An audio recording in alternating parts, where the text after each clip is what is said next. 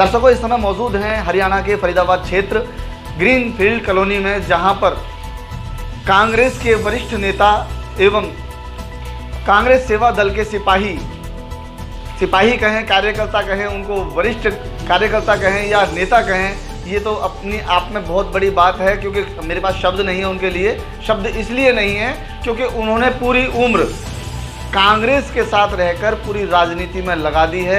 इंदिरा गांधी जी के राज से लेकर आज मोदी जी का राज आ चुका है।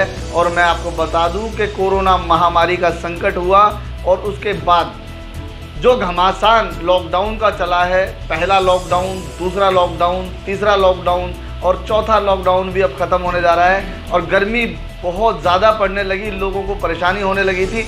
आज बहुत अच्छी बारिश हो रही है और एकदम ठंडा मौसम हो चुका है। और ऐसे समय में हम बैठे हुए हैं अशोक कपूर साहब के पास ग्रीन फील्ड कॉलोनी फरीदाबाद में। हम उनसे बात करते हैं। सबसे पहले हम उनका स्वागत करते हैं GNN न्यूज़ पर। सर, बहुत बहुत स्वागत है GNN न्यूज़ पर आपका। नमस्कार, आपका भी स्वागत है।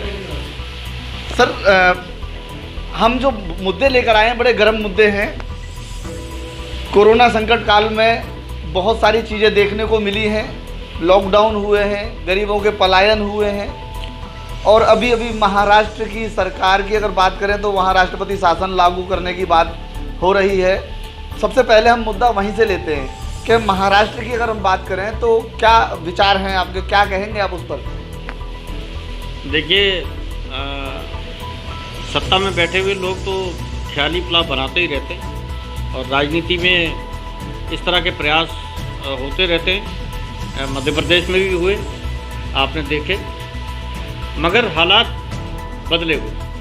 महाराष्ट्र में वो हालात नहीं है और महाराष्ट्र में मुझे नहीं लगता कि किसी तरह से सरकार वहाँ गिर सकती है या राष्ट्रपति शासन लग सकता है। वहाँ जो सरकार है वो अपना कार्यकाल पूरा करेगी, उसके लिए आप निश्चित हैं। जिस तरह से लॉकडाउन किया गया, कोरोना वायरस की महामारी में कोरोना पेशेंटों की बात की जा रही थी और आज कोरोना पेशेंट बहुत बढ़कर 1,65,000 से अधिक भी हो चुके हैं। आज की डेट में लॉकडाउन में छूट भी मिल चुकी है काफ़ी %। अभी हरियाणा में और उत्तर प्रदेश में कुछ बॉर्डर भी सील किए गए हैं। ये जो मुख्यमंत्री अन्य राज्यों के, चाहे उत्तर प्रदेश की बात करें योगी जी की या हरियाणा की बात करें मनोहर लाल खट्टर जी की, तो इन्होंने अपने बॉर्डर सील कर दिए गए हैं। ऐसे में पलायन करने वाले जो लोग हैं उनको भी बेचारों को बड़ी परेशानी हो रही है। तो इस गरीब का क्या होगा? गरीब के बारे में कुछ अपने राय डालें। देखिए, ये नेताओं के पास पॉलिसी बनाने में कहीं उनकी आत्मा या उनका दिल कहीं कांपता हो या ना कांपता हो, मगर मैं ग्राउंड रियलिटी आपको बता दूं, जब पैदल मजदूर निकल रहा होता है तो पुलिस वाला उस मार्मिक स्थिति को समझता है, उनके हालात को समझता है, वो उनकी मदद भी कर रहा है। कोई आता जाता वाहन रोककर उनको साधन भी मुहैया करा रहा है कि इसमें बैठकर चले जाओ। इस तरह की कोई प्रवासी मजदूर को दिक्कत नहीं आ रही कि उसको बॉर्डर क्रॉस करने में कोई दिक्कत आ रही हो। ये जो सरकारें कर रही हैं, ये आप हमारे जैसे जो मिडिल क्लास लोग हैं उनको रोकने की कोशिश कर रही हैं। वो बॉर्डर सील कर रखे हैं कि आम जो नौकरी और काम पे जाने वाले लोग हैं वो लोग नहीं जा पा रहे हैं। उन लोगों की सोशल डिस्टेंसिंग पूरी हो रही है, मगर मुझे नहीं लगता कि इन बॉर्डरों को सील कर देने से ये प्रवासी मजदूर रुकने वाले हैं। ये तो अपने गंतव्य पे जाएंगे ही जाएंगे, अपने घर पहुँचेंगे ही पहुँचेंगे। मोदी जी ने कहा था कि हम गरीबी मिटा देंगे देश से। आज कोरोना महामारी में तो लॉकडाउन होने के बाद ऐसा लगता है कि गरीबों का भंडार हो गया है। बाकी गरीबों का क्या होगा, इस बारे में भी आप अपनी राय दें। देखिए, आपको याद होगा मोदी जी ने एक प्रोग्राम में ये कहा था कि सन 2022 में इस देश से गरीब ख़त्म हो जाए। तो ये देश उसी हालात पर, उसी समय के हिसाब से चल रहा है। मतलब हम ये मान लें कि ये कोरोना आया इसीलिए है? नहीं, कोरोना तो प्राकृतिक रूप से आ गया या अचानक आ गया, मगर मैं ये कह रहा हूँ कि मोदी जी का वो कथन सत्य होने वाला है कि गरीब रहेगा ही नहीं 2022 तक। ये जो आप और हम जो मिडिल क्लास है, जो अपर मिडिल क्लास है, जिनको अपने घर की, परिवार की, बच्चों की स्कूल की फीस की, EMI की, घर की, ये सारी चिंताएं हैं, ये लोग गरीब होने वाले हैं। ये लोग गरीब होने जा रहे हैं और गरीब तो बेचारा मर ही रहा है, आपके सामने है, उसके लिए तो कोई प्रमाण की जरूरत नहीं है। ये और गरीब आने वाले समय में इसकी और हालत ख़राब होती चलेगी। क्यों? उसके पीछे कारण यही है कि इनको आर्थिक मदद नहीं दी जा रही। सबसे बड़ी चीज़ ये है कि अगर इनको सर्वाइव करना है, इनको रोक लेना है, इनको बचा लेना है, तो इनको आर्थिक मदद करना बहुत ज़रूरी है और वो सरकार नहीं कर रही है। हमने अभी पीछे अभियान चलाया कि 10,000 रुपये इमीडिएट जो है आप गरीब प्रवासी मजदूर को दीजिए और 7,500 रुपये हर 6 महीने में उसको दीजिए। तो क्या ये गलत बात है? बड़े बड़े जो नोबेल पुरस्कार विजेता लोग हैं या RBI के जो गवर्नर रहे हैं वो इस तरह की राय दे रहे हैं, तो क्या प्रधानमंत्री के पास सलाहकार नहीं है? क्या प्रधानमंत्री के पास दिमाग वाले लोग नहीं हैं?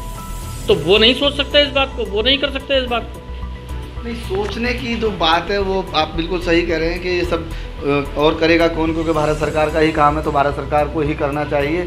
लेकिन अब ये अभी आपके बिहार में तो चुनाव भी आ रहा है और बिहार के जो लोग हैं वो पलायन कर रहे हैं, उनके पैरों में छाले पड़ रहे हैं, वो भूखे प्यासे न जाने किस तरीके से अपने समय को गुजार रहे हैं और कहाँ से दूर दूर से वो चल कर जा रहे हैं। तो बिहार की राजनीति में क्या? देखिए, बिहार की राजनीति में बहुत बड़ी उथल पुथल नज़र आ रही है और बिहार में जो लोग मजदूर प्रवासी जा रहे हैं वो अपने परिवारों में ही जा रहे हैं।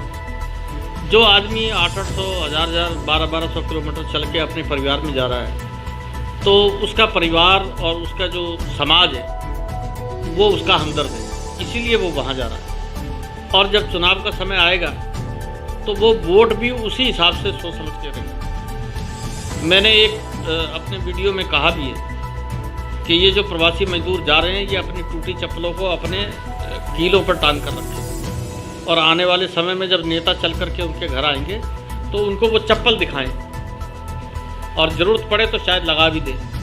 अगर जिस आदमी ने, जिस नेता ने उनके लिए काम नहीं करा हो, मैं किसी पार्टी विशेष का नाम नहीं ले रहा, किसी नेता विशेष का नाम नहीं ले रहा, जिसने उनके लिए काम नहीं करा है उसको वोट देने की ज़रूरत नहीं है, उसको चप्पल दिखाने की ज़रूरत है। तो बिहार के तो रिजल्ट अप्रत्याशित होने जा रहे हैं। कांग्रेस की बात करें तो कांग्रेस का क्या वजूद रहेगा बिहार के अंदर? देखिए, जहाँ तक कांग्रेस की बात है तो मैं राहुल गांधी जी की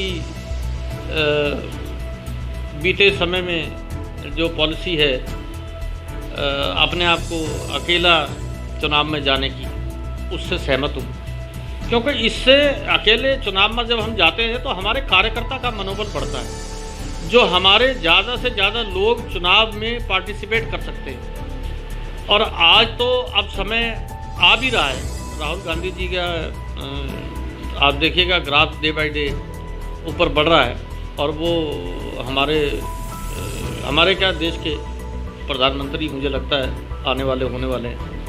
तो हम ये सोच करके चल रहे हैं कि बिहार में मेरी तो यही राय है कि हमें अकेले ही हम चुनाव लड़ेंगे और ज़्यादा अच्छी सीटों में जीत के आएंगे। बहुत बढ़िया बात कही है आपने, क्योंकि कहते हैं कि जब सब्जी बनाई जाए तो उसमें तड़का ना लगे तो मज़ा नहीं आता। क्यों दर्शकों, आपने कहा भाई राजनीति बिहार की जो है इस प्रकार से होगी, लेकिन कोरोना महामारी, कोरोना संकट, कोरोना वायरस अगर आपको उस साल तक कहीं और ले गया तो क्या करेंगे आप?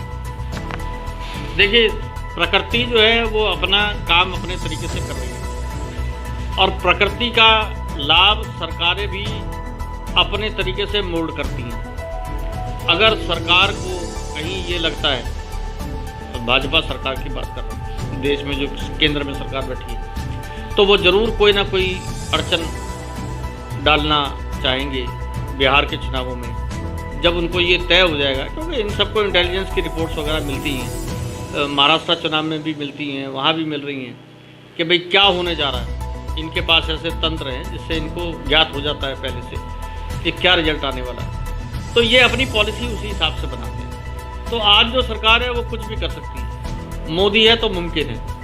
तो ये भी हो सकता है कि चुनाव टाल दिए जाएँ या कोई और गुना लगा दिया जाए, मगर इस वक्त ओवरऑल कांग्रेस की स्थिति जो है वो बिहार में अच्छी रहेगी, इसके लिए मैं आश्वस्त हूँ। दोस्तों, अशोक कपूर साहब AICC अखिल भारतीय कांग्रेस कमेटी के कोऑर्डिनेटर भी हैं और इतने बड़े पदों को संभालने वाले योग्य, क्योंकि 61 ईयर ओल्ड हैं उम्र पूरी दी है राजनीति में। तो आज उनका कहना है कि भारत में जिस तरह हमारी हार हुई वो इसलिए हुई कि ना हमने झूठ बोला और ना ही दिखावा किया। अब बारी है, दिखावा करने वाले जाएंगे और हम पूर्ण बहुमत से फिर आएंगे। बिहार की जनता अपना मन बना रही है, पलायन कर रहे हैं लोग, उनके छाले जो पैरों में पड़े हैं वो गवाही दे रहे हैं कि अब बस, अब नहीं, और दर्द नहीं सहा जा सकता। इसलिए फिर से वही पुरानी रीति, पुरानी रिवाज, पुरानी पार्टी कांग्रेस को ही वोट देकर चुनना है। कैमरा पर्सन अजय भारती के साथ ओमपाल प्रसाद, GNN न्यूज़, दिल्ली।